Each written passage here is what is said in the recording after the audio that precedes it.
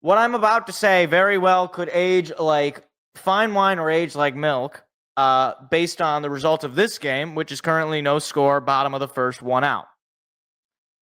The Tigers advance to the divisional round. They win 2 out of 3 over Cleveland.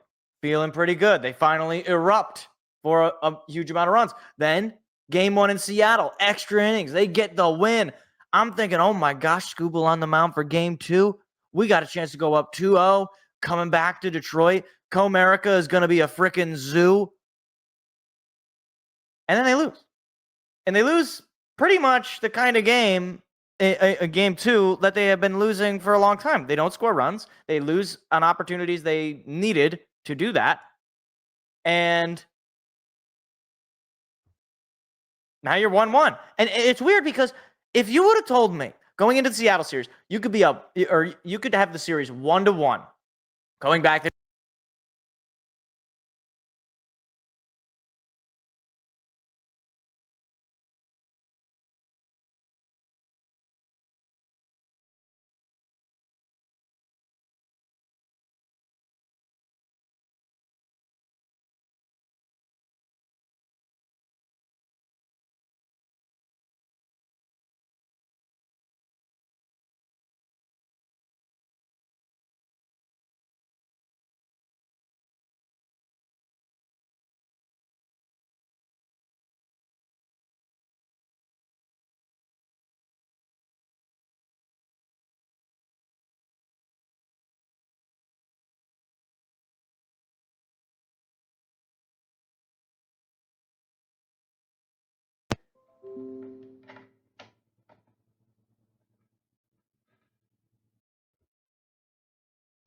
There we go. All right.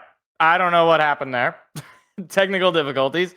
Okay, we're just gonna cut that out. Where was I? Oh yes. They go out and if you would have told me they can split with Seattle, go 1-1, going back to Detroit, I would have taken that deal. No question about it.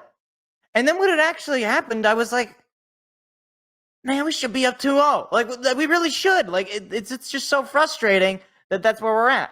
And here's the thing. The offense continues to struggle, as is seemingly evident, as Riley Green just struck out there.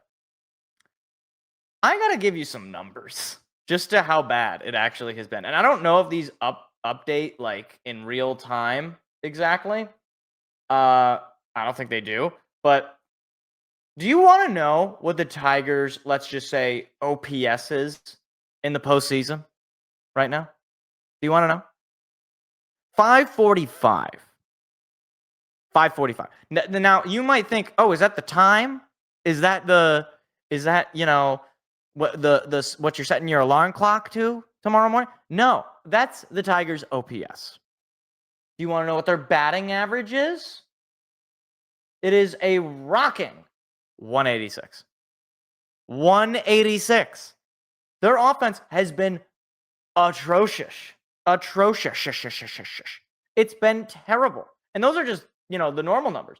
If I expand it, if I do some of the more advanced numbers, let me give you the batting average on balls in play. It's actually pretty good. It's 272. But still, I wish there was strikeouts per 9. I can't. There's no strikeouts. I don't see strikeouts, at least as from a hitting standpoint. But needless to say, Tigers' offense has been terrible. Now, you're wondering, how in the heck are they split in the divisional round with the number 2 seed then? I give you the pitching stats.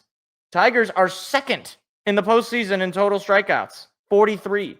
That's ahead of the Yankees. That's ahead of the Padres, who are out of the playoffs right now. The only team that's ahead of them is the Dodgers, which is actually pretty surprising. As far as batting average against, they're number 3 with a batting average against of 184.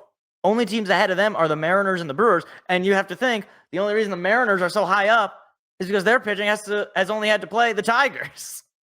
And granted, they do have a really good pitching staff, but it is what it is.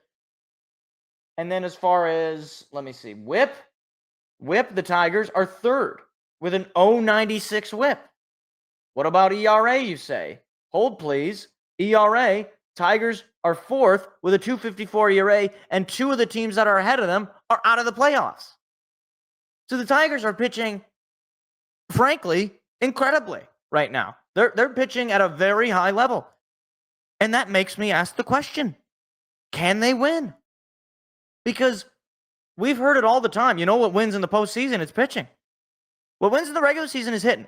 And it is a hitter's league, and you got to have a good offense. But if you don't have a good pitching staff, hey, ask the Yankees how good their pitching staff is helping them. They're going to lose. They could get swept to the Toronto Blue Jays, a division rival, despite having a absolutely loaded offense with, I believe, the best run differential in baseball this past season.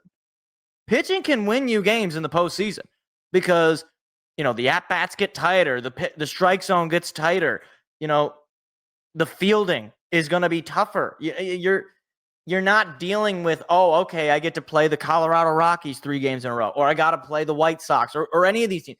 They're dealing with the best of the best, and runs are not easy to come by. And certainly not against this Tigers pitching staff, and certainly not against the Seattle pitching staff. And I wrote this down, and I think it's accurate. Accurate? Wow, I just had a DJ Khaled moment. I think it's accurate. The Tigers are a team that force their opponent to get down and dirty in the mud with them, and that means they can lose ugly, potentially. They can lose a 2-1 game or whatever, or they could end up getting blown up like they did against the Cleveland game too. Or it means they're going to win a game 2-1, or they're going to win a game 3-2, or 4-2, or whatever the case might be. Because they're forcing teams to basically play perfect. Like, if you got, I'm going to run down these stats again. 2.54 ERA, a whip of 0.96, a batting average against, I'm sorry, I clicked the wrong button. A batting average against of 184. Okay, if you have to play that kind of a game, you have to basically be perfect on defense, number one, which is difficult to do, especially in the postseason. You also have to take advantage of any and every opportunity you get to score, and against this pitching staff, you're not going to be able to do it. Straight up, you're just not going to be able to do it. And you got to think as well, and this is another thing, that, and you brought it up, MSU Detroit fan. I'll point out your comment here in a little bit. This Tigers pitching staff is actually not as strong as it really is supposed to be. You're down Reese Olson, and you're down Jackson Jobe, who, granted, Jackson Jobe was struggling, but, he's a highly touted pitching prospect. He could be, your future ace for sure. You're down 2 guys that, especially last year, and certainly for some portion this year, were productive pitchers for you.